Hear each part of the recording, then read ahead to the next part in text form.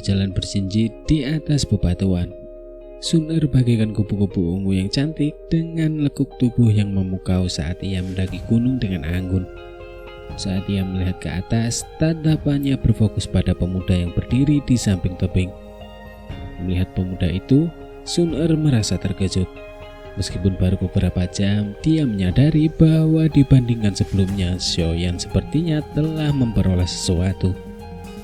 Ketika mata mereka bertemu, dia akhirnya menyadari apa yang telah didapatkan kembali oleh Xiaoyan.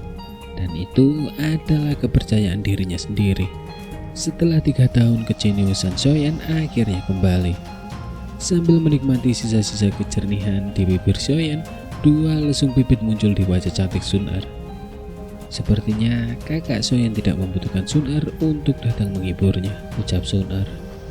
Orang-orang tunggu setelah mengalami kesulitan, bukan? Ucap Xiaoyan yang mengangkat bahunya. Dia pasti akan menyesalinya. Sun-er melengkungkan bibirnya dan mengucapkan kata-kata itu seolah-olah dia adalah seorang hakim yang memiliki keputusan akhir dalam suatu kasus pengadilan. Xiaoyan tersenyum ringan, menepuk-nepuk pakaiannya dan berjalan ke arah Sun-er. Ketika dia mendekatinya, sambil menatap Sun-er yang tingginya hampir sama, dia melirik wajah muda namun tetap cantik itu.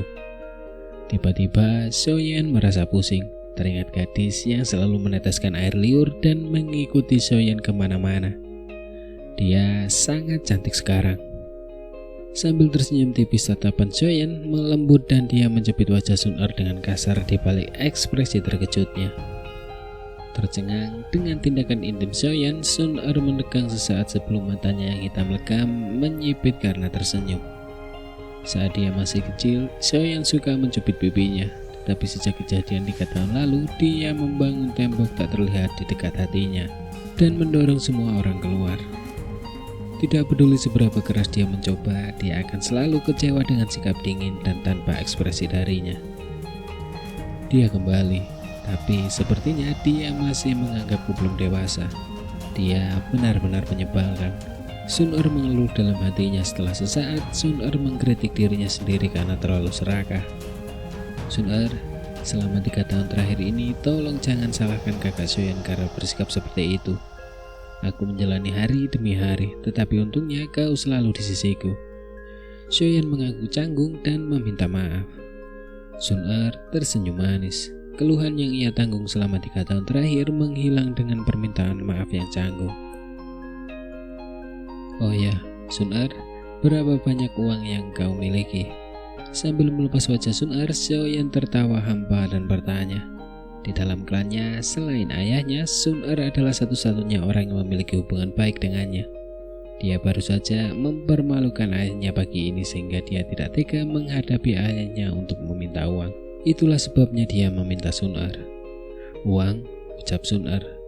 Sun-er mengadipkan matanya yang jernih dan sedikit terkejut. Kakak Xiaoyan, apa kau membutuhkan uang? Aku ingin membeli beberapa barang, tapi aku sedikit kekurangan uang. Xiaoyan merasa malu. Ini adalah pertama kalinya dia meminjam uang dari seorang gadis. Melihat Xiaoyan yang biasanya dingin dan sekarang dalam kesulitan, Sun-er melihat orang yang sama sekali berbeda. Menutup mulutnya dan tersenyum manis. Aku punya lebih dari 1000 koin emas. Apakah itu cukup? Saat berbicara, jari-jari Sun-er di belakangnya bergerak cepat dan sebuah kartu emas ungu tiba-tiba muncul di antara jari-jarinya.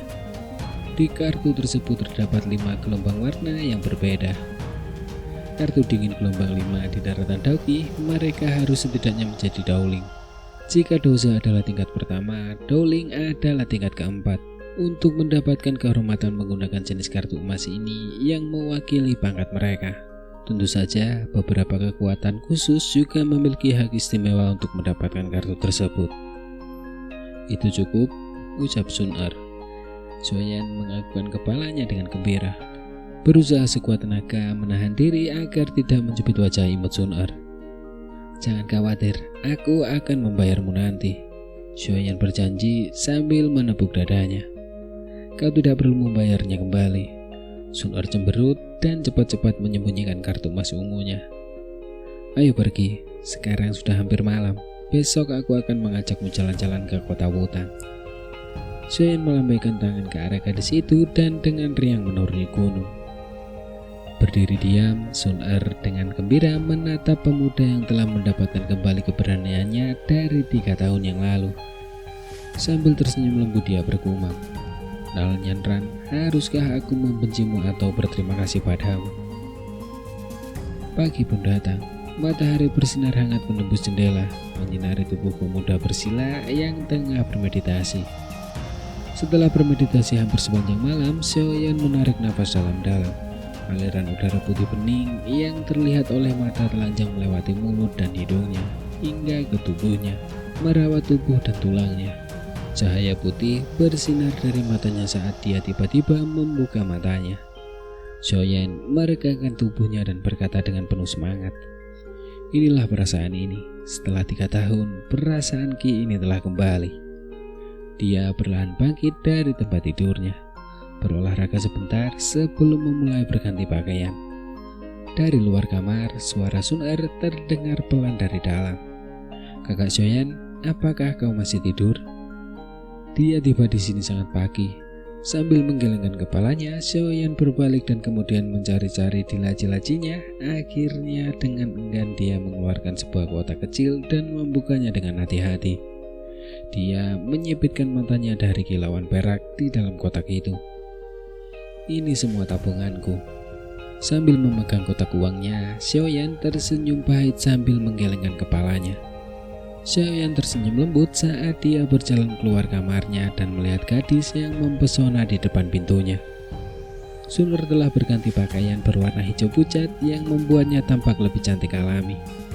Ia juga mengenakan celana ketat yang menutupi paha ramping dan kakinya yang jenjang menonjolkan lekuk tubuhnya.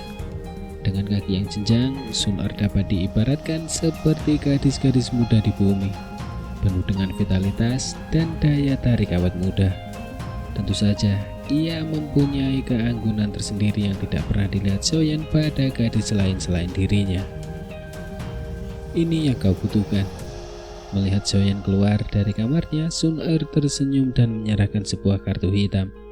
Ini adalah kartu biasa. Jumlah maksimum yang dapat ditampungnya hanya 5.000 koin emas. Menerima kartu hitam itu, Xiaoyan menggoda. "Gadis kecil, mengapa kamu mengenakan pakaian yang begitu menarik?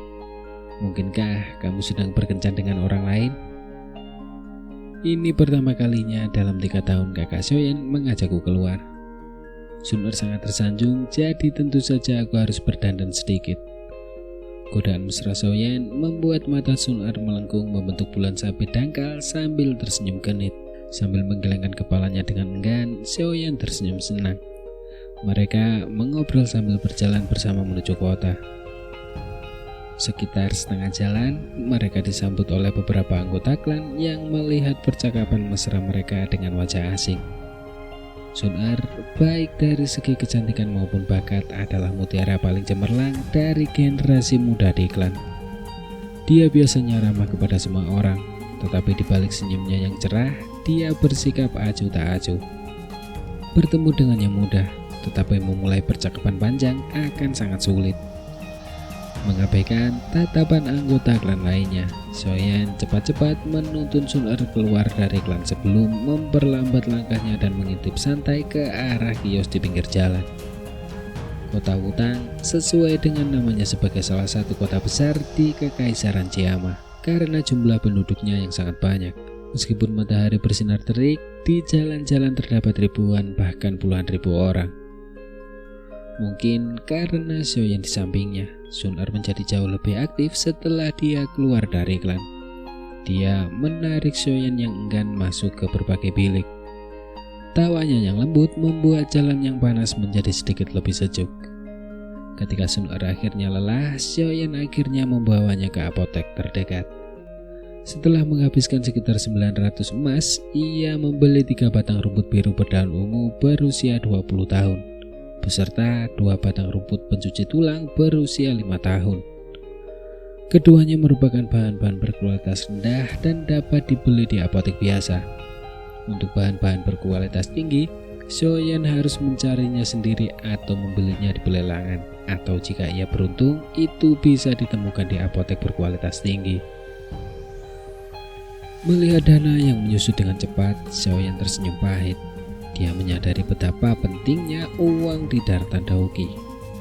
Bagaimanapun, dia harus mendapatkan semua bahan herbal itu, dan yang tersisa hanyalah inti monster atribut kayu level 1. Inti monster di daratan Daoki juga dikenal sebagai kristal ajaib. Inti monster adalah inti energi di dalam monster ajaib. Inti monster dipenuhi dengan energi dunia yang sangat ganas.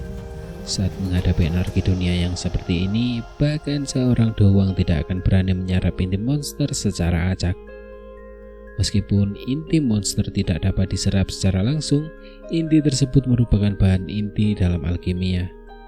Inti monster yang melalui proses pemurnian oleh seorang alkemis dapat dicampur dengan beberapa herbal dan menjadi pil yang diinginkan dan mahal, yang dapat meningkatkan kekuatan seseorang. Lebih jauh lagi, inti monster dapat ditempatkan pada senjata. Senjata yang telah menyatu dengan inti monster tidak hanya memiliki daya hancur yang lebih besar, tetapi juga dapat memiliki efek Daoki yang istimewa dan menjadi komoditas yang sangat dicari di daratan Daoki. Selain senjata, inti monster juga dapat ditambahkan ke armor dan perlengkapan pertahanan. Perlengkapan pertahanan yang memiliki inti monster memiliki pertahanan yang sangat kuat dan memberikan penggunanya jaring pengaman ekstra saat mereka dalam bahaya. Dengan banyaknya kegunaan tersebut, inti monster tentu saja merupakan barang yang paling dicari di daratan Daoki. Tidak hanya Dause, tetapi bahkan alkemis terhormat pun mencari inti monster tingkat tinggi secara langsung untuk membuat build dengan kualitas lebih tinggi. Dengan permintaan seperti itu, persediaan inti monster di daratan selalu tidak mampu memenuhi permintaan pembeli. Jadi setiap kali inti level tinggi muncul di pelelangan atau tempat lain, inti itu akan langsung dibeli dengan harga tinggi. Karena tingginya nilai inti monster, banyak kelompok tentara bayaran yang mengkhususkan diri dalam membunuh monster sihir sebagai pendapatan utama mereka. Tetapi mendapatkan inti monster bukanlah tugas yang mudah. Pertama, monster sihir tidak hanya sangat kuat tetapi juga sangat licik. Karena sifatnya yang licik dan metode serangannya yang khusus, monster sihir bisa jauh lebih kuat daripada manusia dengan tingkatan yang sama. Oleh karena itu, tanpa kekuatan luar biasa dari diri mereka sendiri, mencoba membunuh monster sihir sendirian adalah hal yang mustahil dan mungkin saja mereka akan kehilangan nyawa tanpa mendapatkan inti sihir. Bahkan jika mereka berhasil membunuh binatang ajaib, tidak semua binatang ajaib memiliki inti ajaib. Kemungkinan binatang ajaib memiliki inti hampir acak, sehingga kelompok tentara bayaran bisa saja kehilangan separuh pasukan mereka saat mencoba membunuh monster ajaib, tetapi tidak menemukan intinya. Kejadian seperti ini sering terjadi di daratan Daoki. Oleh karena itu, harga inti monster di daratan Daoki semuanya sangat mahal. Membawa Sun-Er melewati ganggang yang berliku-liku, Xiaoyan akhirnya tiba di sebuah pasar yang terletak sedikit di selatan kota. Di kota Wutang, ada beberapa pasar berukuran sedang dan semuanya dikendalikan oleh salah satu dari 3 klan. Pasar yang dituju Xiaoyan berada di bawah kendali klan Xiao. Meskipun berada di bawah kendali klan Xiao sebenarnya hanya menjaga ketertiban dan keamanan di pasar. Dan sebagai kompensasinya, baik itu tentara bayaran atau pedagang yang mendirikan kios, mereka harus membayar pajak kepada klan. Ini adalah aturan daratan Daoki sejak lama dan jarang ada yang mencoba menentangnya. Di pintu masuk pasar ada 2 penjaga dari klan Xiao. Mereka pasti mengenal Xiaoyan dan Sun-Er. Dilihat dari saat penjaga melihat mereka datang, mereka berhenti dan langsung membungkuk. Sambil menganggukkan kepalanya sedikit, Xiaoyan berjalan masuk dan melihat arus orang yang tak henti-hentinya. Dia tidak dapat menahan diri untuk tidak menjilat bibirnya. Tidak heran, klan menjaga pasar dengan ketat. Dengan banyaknya orang yang mengunjungi pasar, keuntungan bagi klan pasti tidak sedikit. Tuan muda ketiga, Nona Sun-Er, apakah Anda ingin membeli sesuatu di pasar? Tepat ketika keduanya pusing melihat banyaknya orang, sebuah suara penuh hormat terdengar di belakang mereka. Mendengar suara itu, Xiaoyan menoleh. Di belakangnya ada 7 hingga 8 orang yang mengenakan seragam klan Xiao. Orang yang berbicara itu tampaknya adalah seorang pria dewasa berusia 30 tahun. Mengenakan lencana dengan 6 bintang emas. Dia jelas seorang dozo bintang 6. Melihat keraguan di mata Xiaoyan, pria itu tersenyum jujur dan berkata, "Tuan muda ketiga, nama saya Bai En. Pemimpin klan menunjuk saya menjadi pemimpin penjaga untuk menjaga keamanan di pasar. Tahun lalu saat ulang tahun Tuan muda, saya juga datang." Xiaoyan berkedip dan meskipun dia tidak memiliki kesan apapun tentang Bai En, perkenalannya membuat Xiaoyan tersenyum. Karena pria itu ditunjuk langsung oleh ayahnya, dia tentu saja akan menjadi bawahannya. Tidak akan ada masalah dengan kesetiaan. Meskipun klan Xiao bukanlah kekuatan besar dan berpengaruh, klan tersebut terbagi menjadi beberapa faksi. Jika pria yang berdiri di depannya berada di bawah kendali para tetua, dia tidak akan pernah bersikap begitu baik dan hanya akan mengucapkan salam biasa.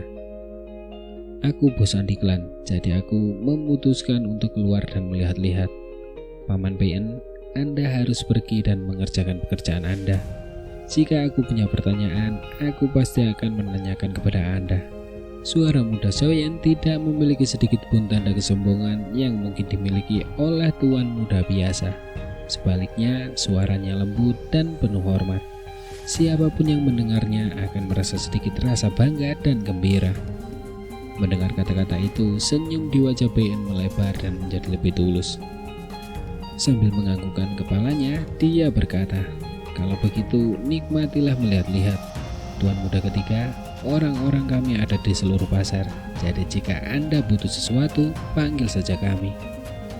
Sambil menganggukkan kepalanya dengan hormat, Xiaoyan menarik Sun Er dan menerobos kerumunan orang, menghilang dari pandangan Bai En. "Bawa 2 orang dan ikuti tuan muda ketiga." Juga peringatkan para pencuri di pasar bahwa jika ada di antara mereka yang punya ide tentang tuan muda ketiga atau Nona Sun Er, mereka tidak perlu berada di pasar ini lagi. Melihat anak laki-laki dan perempuan muda yang menghilang, Bai En berbalik dan wajah jujurnya tergantikan oleh wajah yang licik dan cakap. Salah satu dari mereka menjawab dengan suara rendah dan sambil melambaikan tangannya. Dia dan 2 orang lainnya pun masuk ke tengah kerumunan orang. Tuan muda ketiga masih sangat lembut, membuat orang-orang merasa santai di dekatnya. Melihat ketiga pria yang berbaur dengan kerumunan, Bai En tersenyum, tetapi dalam sekejap senyumnya berubah menjadi cemberut dan dia mendesah. Tuan muda ketiga adalah orang yang baik, tetapi sangat disesalkan. Sambil menggelengkan kepalanya dengan menyesal, Bai En memimpin bawahannya yang tersisa dan pergi berpatroli di jalan-jalan. Dengan malas mengikuti Xiaoyan, Sun Er tanpa sengaja melirik ke belakangnya dan tersenyum. "Kakak Xiaoyan, Bai En cukup baik." Xiaoyan menjawab dan mengamati ke arah kios terdekat. Persepsi jiwanya jauh lebih hebat daripada orang normal, sehingga ia dapat mendeteksi para penjaga yang mengikutinya. Menoleh ke depan, Xiaoyan memperlambat langkahnya dan berjalan berdampingan dengan Sun Er. Sambil memiringkan kepalanya, ia bercanda. 9 Duan Qi dan sudah dapat mendeteksi 3 penjaga yang bersembunyi. Sun Er cukup bagus. Sun Er meniru Xiaoyan dan mengangkat bahunya dengan manis. Melihat Sun Er yang terdiam, senyum mulai terbentuk di bibirnya. Sambil menepuk kepala Sun Er pelan, dia berbisik, "Meskipun aku tidak tahu siapa dirimu atau dari mana asalmu, aku tahu bahwa kau adalah adikku, dan apapun yang terjadi di masa depan, aku akan selalu melindungimu." Sambil tersenyum tipis, Xiaoyan mempercepat langkahnya dan berjalan di depan Sun Er. Kakinya berhenti, Sun Er menatap dengan mata indahnya ke arah punggung pemuda yang baru saja berbicara dengannya. Setelah berhenti sejenak, senyum mulai muncul di wajah lembutnya. Di tengah kerumunan, sosoknya bergoyang maju mundur bagaikan bunga teratai anggun dan cantik. "Kakak, Sun Er memang gadis yang sangat rakus." Memiringkan kepalanya, Sun Er bergumam lalu dengan cepat mengejar pemuda di depannya. Mengikuti Xiaoyan saat ia memeriksa kios-kios di pinggir, Sun Er dan Xiaoyan perlahan-lahan bergerak ke bagian dalam pasar yang lebih padat dan mahal. Orang-orang yang datang ke sini untuk membeli dan menjual biasanya memiliki uang atau kekuatan fisik yang lumayan. Sementara Xiaoyan asik mencoba menemukan inti monster, Sun Er yang bosan berjalan ke sebuah kios bersih dan dengan tangannya yang putih pucat, ia mengambil sebuah gelang hijau muda. Gelang itu tidak dibuat dengan sesuatu yang istimewa, tetapi memiliki sedikit ice silver yang membuatnya terasa sangat dingin saat disentuh. Cocok untuk hari-hari musim panas yang terik. Selain itu, meskipun bahannya cukup polos, pengerjaannya tidak buruk. Tepat ketika Sun Er memutuskan untuk membeli gelang itu, dia ingat bahwa dia telah meminjamkan semua uangnya kepada Xiaoyan. Berbalik sedikit dan melihat pemuda yang sibuk itu, dia hanya bisa menggelengkan kepalanya dan tersenyum kepada pemilik kios tua itu. Meletakkan gelang itu, dia dengan malas mulai melangkah maju. Sikapnya yang tenang dan tidak akan membiarkannya meminta siapapun untuk membelikan sesuatu untuknya, bahkan jika itu adalah Xiaoyan. Setelah berjalan maju sebentar, tepat ketika Sun Er yang bosan memutuskan untuk kembali ke Xiaoyan, suara tawa yang jelas terdengar dari depannya. "Bukankah ini Nona Sun Er? Aku tidak menyangka akan menemukanmu di sini. Ini pasti takdir." Alisnya yang tipis sedikit berkerut. Sun Er mencoba mencari sumber suara, tetapi yang terlihat hanyalah sekelompok orang. Sekelompok itu mengikuti di belakang seorang pemuda berpakaian mewah. Pemuda itu berusia 20 tahun dan cukup tampan. Wajahnya sedikit pucat, tetapi matanya penuh dengan panas dan menatap gadis muda yang berdiri di depannya. Dalam tatapannya juga ada sedikit nafsu yang tak terkendali. Melihat pemuda tampan yang gembira itu, alis tipis Sun Er berkerut. Tidak menghiraukan panggilannya, dia berbalik. "Nona Sun Er." Melihat Sun Er dari samping, pemuda tampan namun pucat itu langsung menjadi cemas dan cepat-cepat menyeberang untuk menghalanginya dari depan. Dihalangi oleh pemuda itu, Sun Er menghentikan langkahnya. Sepasang mata yang panjang dan indah menyipit malas menatapnya. Namun dia tidak mengucapkan sepatah kata apapun. Ditatap oleh pupil matanya seperti tetesan air, dan meskipun ia terbiasa menggoda wanita cantik, nafasnya menjadi agak tergesa-gesa. Lidahnya yang pintar telah kehilangan semua kegunaannya untuk saat ini. "Tuan muda Jia Liao, jika tidak ada yang mendesak, silakan minggir. Aku masih harus melakukan sesuatu." Melihat pemuda yang agak memerah ini, Sun Er akhirnya berbicara. Suaranya yang lembut dan muda membuat wajah pucat pemuda itu memerah karena malu. "Nona Sun Er, apakah Anda datang ke pasar untuk membeli sesuatu? Aku sedang senggang sekarang, jadi bagaimana kalau kita jalan-jalan di pasar bersama?" Sambil menarik napas dalam-dalam, senyum Jia Liao tampak terbuka dan lembut. Senyum ini ditambah dengan status dan ketampanannya telah berhasil memikat banyak gadis. "Tuan muda Jia Liao, aku sudah bilang kalau aku ada urusan. Bisakah Anda minggir?" Mulut kecil Sun Er melengkung ke atas dan suaranya lembut tanpa ada sedikit pun rasa kesal. Ditolak oleh Sun Er, sudut mulut Jia Liao berkedut, tetapi dia tetap tersenyum dan mengeluarkan sebuah gelang dari sakunya. Gelang itu berwarna biru muda keemasan dan terbuat dari emas biru. Dari gelang itu tergantung sebuah inti monster berbentuk bola hijau yang halus. Warna hijau lembut dipancarkan dari inti monster itu dan menyebarkan cahayanya ke gelang itu, sehingga gelang itu memiliki warna yang istimewa. Sepertinya gelang yang rumit ini harganya mahal. Karena Nona Sun Er ada urusan, maka aku Jia Liao tidak akan menghalangimu lagi. Jia Liao menggenggam erat gelang itu dan tersenyum. "Ini adalah gelang yang baru saja aku beli di pasar. Meskipun tidak terlalu mahal, gelang ini memiliki inti monster atribut kayu level 1 yang sangat membantu dalam pemulihan Daoki. Karena Nona Sun Er belum menjadi Daoze, gelang ini sangat cocok untukmu. Ini hanya hadiah kecil dariku, jadi tolong jangan berkata tidak. Lagi pula, aku akan kehilangan muka di depan bawahanku." Pada akhirnya Jia Liao sengaja merendahkan suaranya di depan bawahannya di sekitarnya, seolah-olah itu adalah sandiwara, menyeringai sesuai isyarat. Melihat tindakan Jia Liao, alis Sun Er terangkat. Dia tidak tahu bagaimana menghadapi orang seperti itu. Tepat saat dia hendak menolak, pandangannya jatuh pada inti monster hijau di gelang itu, dan teringat bagaimana Xiaoyan sibuk mencoba menemukan inti monster atribut kayu. Bulu matanya yang panjang berkedip pelan dan wajahnya yang tanpa ekspresi sedikit rileks. Melihat wajah Sun Er yang santai, jantung Jia Liao berdebar gembira dan dengan cepat mendorong gelang atribut kayu ke depan. Nona Sun Er tidak perlu bersikap sopan. Klan Jiali dan klan Xiao sama-sama berada di 3 klan teratas di kota Wutang. Jadi bertukar hadiah kecil adalah hal biasa. Aku akan mengambil gelang itu dan mengeluarkan inti monsternya dan memberikannya kepada kakak Xiaoyan. Mengenai gelang itu, saat dia tidak memperhatikan, aku akan membuangnya. Dengan pikiran nakal ini, Sun Er tidak ragu lagi dan mengeluarkan tangannya hendak mengambil gelang itu. Tiba-tiba sebuah tangan meraih tangannya dan menghentikannya mengambil gelang itu. Tepat saat tangannya digenggam, Sun Er berhenti karena terkejut sebelum doki dalam tubuhnya mengalir untuk melindungi dirinya. Namun, tepat saat tangannya hendak lepas dari genggaman, seorang pemuda mendengus dan menyuruhnya berhenti melawan. Sun Er menoleh ke belakang dan melihat Xiaoyan. Saat pandangannya sedikit lebih tinggi, dia melihat wajah pemuda yang tegas. "Apa kau tidak tahu seperti apa dia?" Sambil mengerutkan kening pada Sun Er, Xiaoyan mengkritik dirinya sendiri dalam benaknya. Kemudian dia mendongak dan berkata, "Tuan muda Jia Liao, Sun Er dengan senang hati menerima pikiranmu, tetapi untuk hadiah itu kau harus mengambilnya kembali." Melihat suasana yang hancur, sedikit amarah melintas di mata Jia Liao. Namun di depan Sun Er, dia mencoba untuk tetap bersikap sopan dan tersenyum tipis. "Tuan muda Xiaoyan, saya melihat bahwa Nona Sun Er tidak memiliki perhiasan apapun. Jadi saya ingin membantunya sedikit.